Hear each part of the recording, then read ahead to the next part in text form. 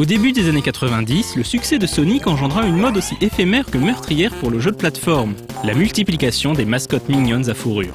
Tout le règne animal y passa, avec plus ou moins de succès.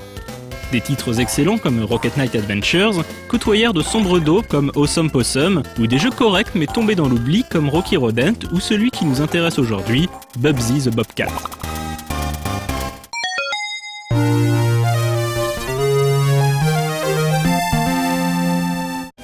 En perte de vitesse dans le marché en pleine expansion du jeu vidéo sur console, Accolade, développeur à l'origine de séries aussi prestigieuses que Star Control et Test Drive, tente de concurrencer Sega et Nintendo sur leur propre terrain en proposant un jeu de plateforme coloré et dynamique, mettant en scène une mascotte pleine de personnalité, Bubsy le lynx roux. Tant dans son style que dans son attitude, Bubsy est un descendant direct de Sonic et difficile de ne pas voir dans le lynx sarcastique un pur produit marketing.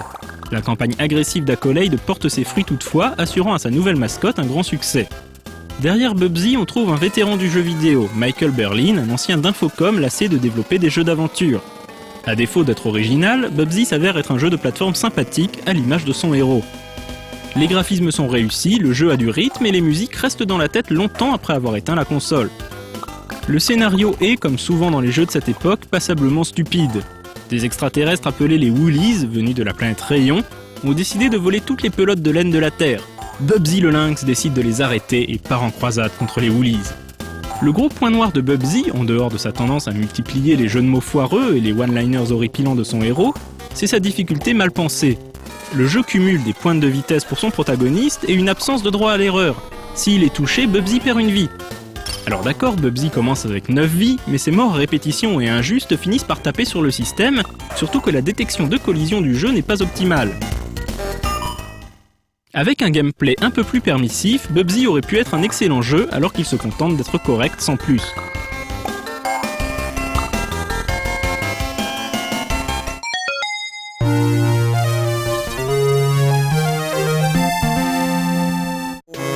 Un an plus tard, Accolade produit une suite à Bubsy sans la participation de Michael Berlin. Bubsy 2 corrige le principal défaut du premier épisode en dotant le lynx malicieux de 3 points de vie. Mais la réalisation globale du jeu s'avère bancale. Le jeu manque de fluidité, la maniabilité n'est pas parfaite, et la musique, loin des thèmes jazzy entêtants du premier volet, évoque ce que donnerait un duo Pierre Boulez-Yanis Xenakis si ces deux-là avaient fait de la musique chiptune.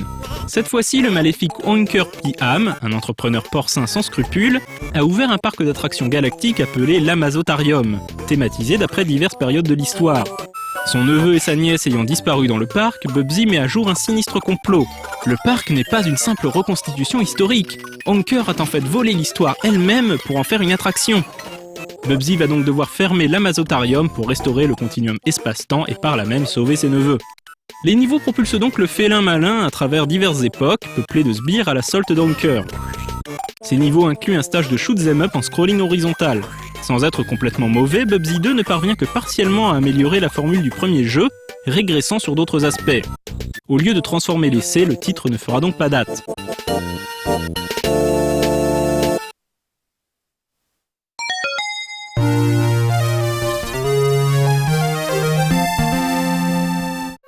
Produit par Atari sous licence d'Accolade, l'épisode Jaguar de Bubsy reprend le gameplay sans concession du premier épisode, mais propulse cette fois-ci Bubsy dans l'univers des contes de fées.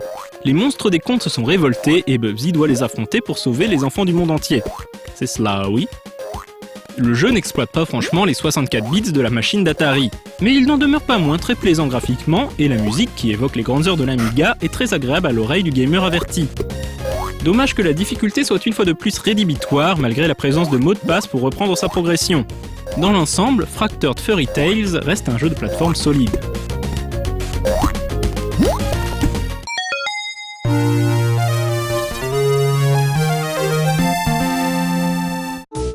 En 1996, ATI réalisera un portage du premier Bubsy sur Windows 95 sous le titre Super Bubsy. Le jeu proposait des graphismes en meilleure résolution ainsi qu'en bonus l'épisode pilote de la série animée Bubsy, qui ne dépassa pas le stade de ce simple pilote.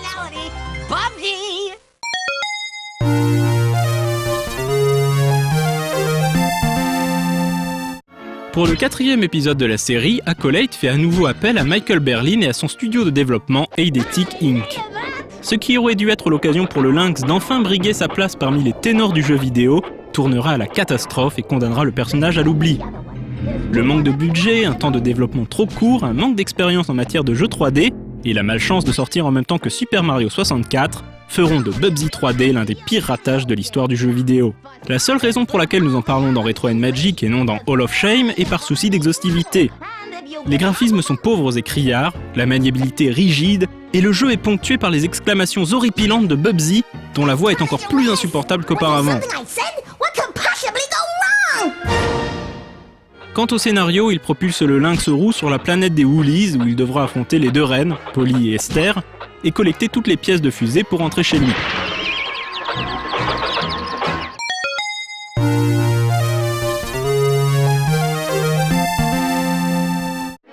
Après l'échec retentissant de Bubsy 3D, l'ère des mascottes colorées était définitivement terminée, laissant la plupart de ses héros sur le carreau. Une nouvelle ère, celle des héros paramilitaires pseudo-réalistes, commençait. Cette fois-ci, Eidetic ne raterait pas le coche et connaîtrait le succès avec une série bien différente, celle des Siphon Filter.